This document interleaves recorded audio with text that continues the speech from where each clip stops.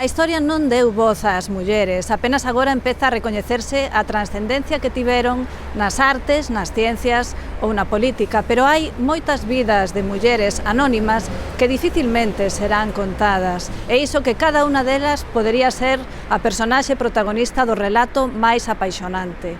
As voces das mulleres recolle moitas destas vidas cotiás e incribles nun proxecto de teatro comunitario.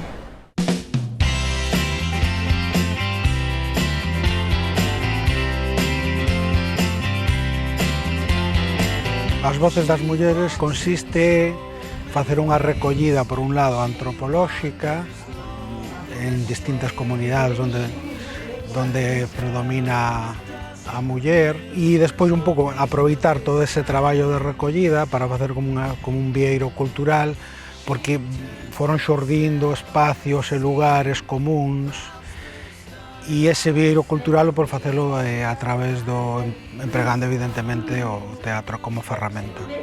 Acaba sendo un proxecto de teatro comunitario onde as participantes dentro da recollida, das actividades de colaboración e de faladoiro con elas acaban sendo quen acaban participando nestas pequenas escenas que van a ser propostas para a propia cidadanía do lugar. Non é unha posta en escena ao uso, non é unha obra ao uso, senón que as propias veciñas fagan o que elas están contando, o que elas fixeron, non? Ou que viveron as súas aboas, ou o que viviron as personaxes que foron elas recollendo ou mostrando dentro do traballo de recollida. Elas moitas veces tiñan esta idea como de que non tiñan nada relevante que contar e de repente pois aparecían cuestións que sí o eran, non? Pois eu estuve sempre na casa traballando e criando 3 fillos e nada, e axudando ao meu marido no taxi. Había expectación, porque as mulleres daquela non podían andar nos traballos dos homens. Cando podía, iba con ele e axudarlle. Día e medio, polo menos, ou 2, por aí tirados pelas carreteras, porque os coches eran o que eran e as carreteras tamén. E antes de ir a Suíza, xa a Asturias e a Santander, por aí. Así é onde había os traballos, para onde iban as xente aos traballos, nas minas e nas cousas así. A Bilbao e por aí, antes de haber Suíza. Non había o móvil, non había o GPS. Pero bueno, ao sitio volvía, sí. Sin ser emigrante, vivino. A máis experiencias, cuidado. De toda a clase. Porque, claro, a xente tamén iba como iba, non iba toda dentro da lei. Momentos bons e momentos malos, e que as familias, sí. Sobre todo cando ibas buscar así nenos ou que marchaban os pais e quedaban os nenos. Bueno, a min eso cortábame o corazón. Pero, bueno, era a vida. Era a vida. Ten unha presencia moi forte a cuestión da emigración. A maioría delas son mulleres que ou emigraron ou que quedaron mentres que os maridos emigraban, que iso conleva. Esta cuestión de que moitas delas realizaban traballos que habitualmente son traballos masculinizados, no? Ou que pois axudando os seus maridos. Eu caseime relativamente xoven mirando os tempos de hoxe. Eu tiña, iba a cumprir 18 anos, tampouco era... Emigrei a Alemania, estuvemos pouquiño tempo, pero, ali naciu o meu fillo, e cando o neno tiña 4 anos regresamos aquí, montamos un taller de neumáticos, e cando viñan os vendedores, había un señor de Vigo que lle chamaba a atención moitísimo verme ali e sempre me quería axudar.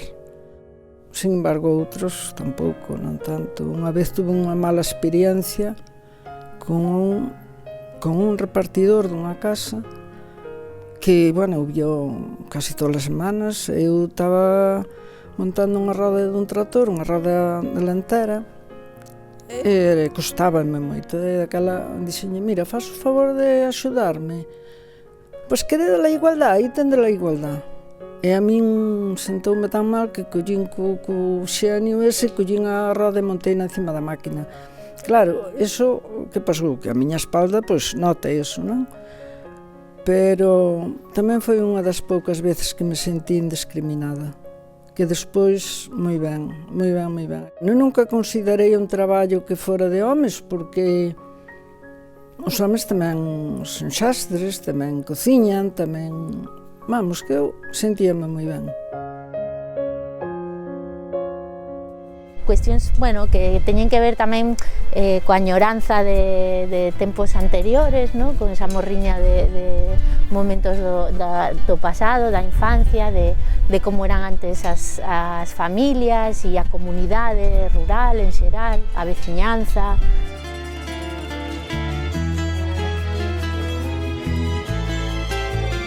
Son nacida en Nogueira, Coristanco.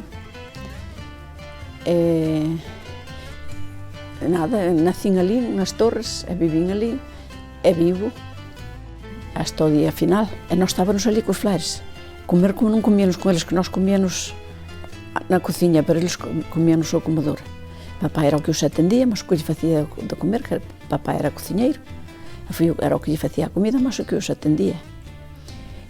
E eles estaban ali, e nós andábamos cando estaban naqueles pasillos facendo as súas oracións, pois nós íbamos xogar con eles, algún día, outros días reñíanos, non tiñanos que marchar, porque tiñan días que non podían falar ca xente, estaban nun retiro. É como vivir noutra cousa calquera, nós non lle dimos tanta importancia como lle dan a xente.